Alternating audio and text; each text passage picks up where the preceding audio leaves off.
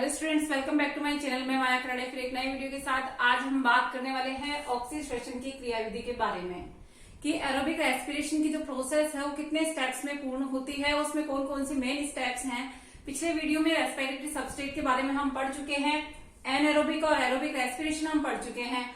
अब aerobic respiration में जो स्टेप्स हैं वो कौन कौन से आएंगे और किस तरह से पूर्ण होता है, उसकी जो आज ग्लाइकोलाइसिस वाली प्रोसेस है वो कंप्लीट करेंगे इस वीडियो में।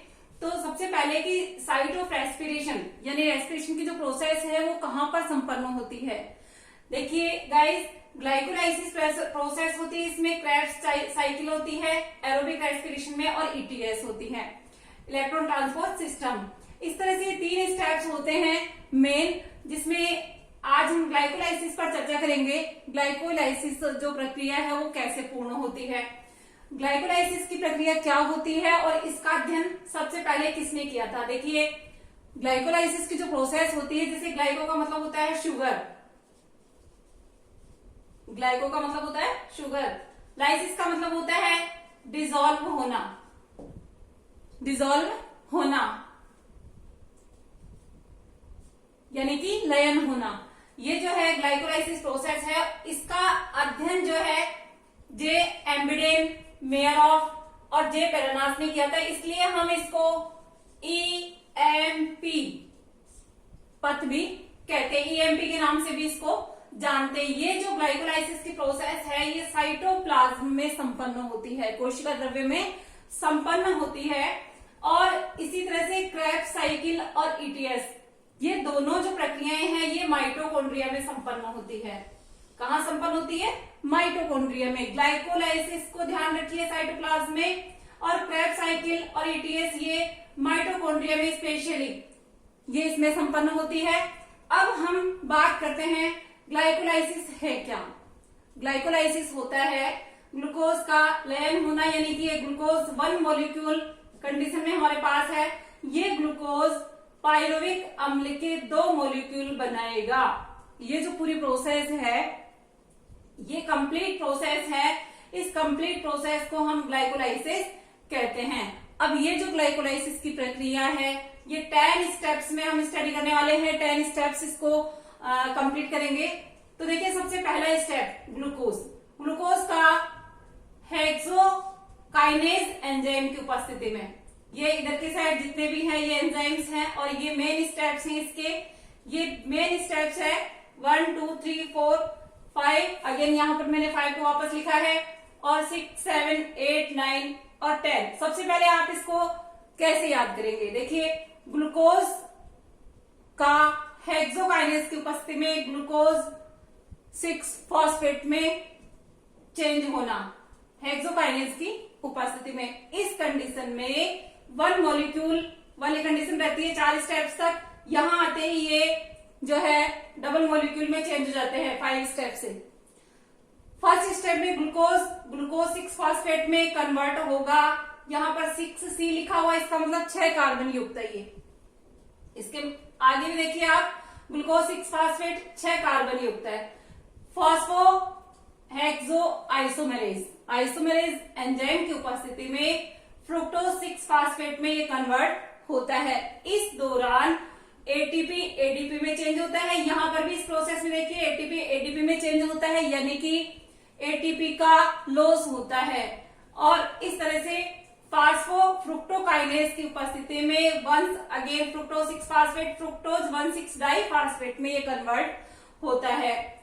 ये स्टेप्स है, 3 स्टेप्स यहाँ कंप्लीट होते हैं, ग्लूकोज फ्रुक्टोज फ्रुक्टोज 1,6 डाइफॉस्फेट। अब देखिए गाइस, एल्डोलेज की उपस्थिति में यहाँ पर ये 6 कार्बन वाली प्रोसेस है, 6 कार्बन है यहाँ तक।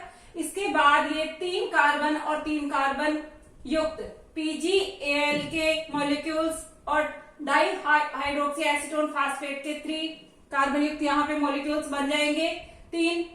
और इस तरह से यहाँ पर 3 कार्बन इधर और 3 कार्बन इधर, ये 6 कार्बन को कंप्लीट करता है। ये आइसोमरेज कंडीशन होती है इनकी, एक दूसरे में ये कन्वर्ट हो सकते हैं, इंटरचेंज हो सकते हैं।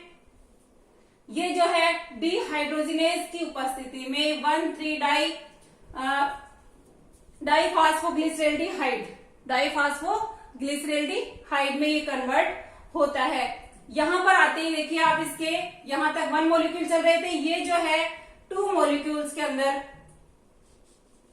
इसका चेंज होता है। अब इसी स्टेप को यहां पर मैं आगे ले रही हूं 1,3-डाइफॉस्फोग्लिसरेल्डिहाइड, जो आपका 5वां स्टेप है। यहां पर ये इसके भी 2 मॉलिक्यूल है, मैं नीचे वाले को ऊपर लिख रही हूं, यहाँ पे कंफ्यूज मत होना।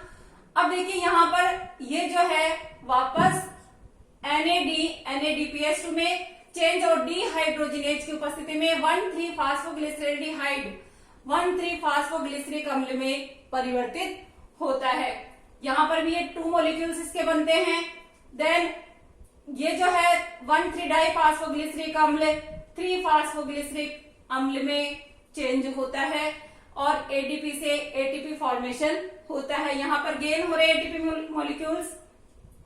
इसके बाद 3-फास्फोग्लिसरिक अम्ल फास्फोग्लिसरोम्यूटेज की उपस्थिति में 2-फास्फोग्लिसरिक एसिड में कन्वर्ट होता है। देन इनोलेज की उपस्थिति में फास्फोइनोल पाइरुवेट फॉर्मेशन होता है और वापस से 2ADP में फॉर्मेशन होते हुए पाइरुविक काइनेज की उपस्थिति में पाइरुविक अम्ल के 2 मॉलिक्यूल्स यहां पर बनते हैं। इस तरह से ग्लाइकोलाइसिस की प्रोसेस कंप्लीट होती है। ये ग्लाइकोलाइसिस की प्रोसेस 10 जो है स्टेप्स में कंप्लीट होती है। ग्लाइकोलाइसिस यानी ग्लूकोज का लयन होना पाइरुविक अम्ल में। यदि ग्लूकोज का जो जैसे हम जानते हैं रेस्पिरेटरी सबस्ट्रेट, मेन जो सबस्ट्रेट होता है वो कार्बोहाइड्रेट होता है और ये कार्बोहाइड्रेट ग्लूकोज जो है इस तरह से इन स्टेप्स में होता हुआ पाइरुविक अम्ल में चेंज होता है। अगर ग्लूकोज जो है, ग्लूकोज वाली जो कंडीशन है इस तरह से पाइरुविक अम्ल में चेंज होना, ये ग्लाइकोलाइसिस की प्रोसेस होती है। इसी तरह से ग्लाइकोजेनेसिस की प्रक्रिया, ग्लाइकोनियोजेनेसिस की प्रक्रिया भी संपन्न होती है, जो कि अतिरिक्त ग्लूकोज शरीर में इकट्ठा हो जाए तो प्रक्रिया संपन्न होती है। गाइस, ये जो पूरी प्रोसेस आपने ग्लाइकोलाइसिस की पढ़ी, आप इसको अच्छे से याद करिए, बोर्ड में आती है। और ग्लाइकोलाइसिस की प्रोसेस के लिए ध्यान रखिए कि एरोबिक और एनएरोबिक दोनों में O2 की एब्सेंस में भी ये संपन्न होती है, दोनों ही परिस्थितियों में ये संपन्न होती है। O2 की प्रेजेंस इसके लिए जरूरी नहीं है और इसीलिए ग्लाइकोलाइसिस की जो प्रक्रिया है वो दोनों में संपन्न होती है, एरोबिक और एनारोबिक रेस्पिरेशन में। Okay guys, thanks.